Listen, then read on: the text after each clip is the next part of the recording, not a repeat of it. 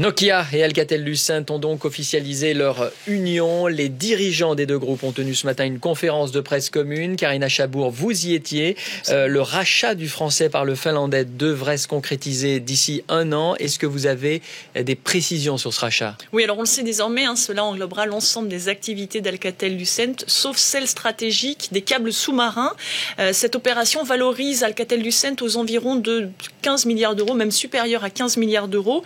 La future entité sera basée en Finlande et détenue aux 2/3 par les Finlandais, dirigée par les patrons actuels de Nokia, même si l'implantation française, on l'affirme, sera maintenue, sera toujours très très forte. L'objectif, c'est de réaliser 900 millions d'euros d'économies sur les coûts d'ici à 2019 et réduire la facture des frais financiers de l'ordre de 200 millions d'euros. Et puis surtout, on le dit maintenant depuis 24 heures, l'objectif, c'est de construire, de créer, de donner naissance à ce champion européen des télécoms avec, vous le savez, plus de 110 000 salariés, un chiffre d'affaires qui frôlerait les 26 milliards d'euros. De quoi atteindre cette fameuse taille critique qui est nécessaire pour pouvoir négocier en position de force avec les opérateurs télécoms et puis surtout pouvoir rivaliser avec les géants du secteur, les Chinois ou encore le leader, le Suédois Ericsson, et pouvoir entrer dans cette bataille du très haut débit.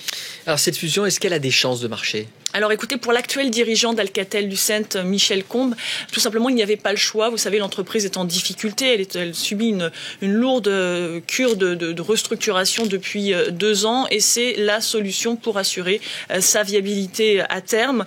Et puis il souligne, en tout cas les dirigeants des deux groupes soulignent la complémentarité géographique entre un Nokia qui est très bien implanté en Europe et un Alcatel-Lucent bien implanté aux États-Unis ou encore en Chine.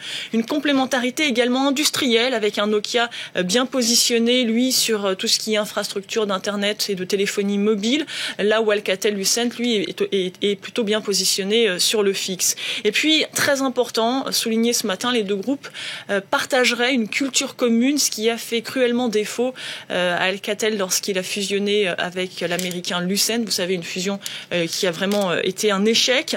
Alors toutefois, certains analystes restent sceptiques puisqu'ils considèrent qu'Alcatel-Lucent reste très très fragile, que Nokia est un acteur de second rang et que de fusionner comme ça, regrouper 2 acteurs de second rang, ça n'en fait pas nécessairement un acteur plus solide au final. Quant à la réaction des marchés, elle est diamétralement opposée à celle d'hier.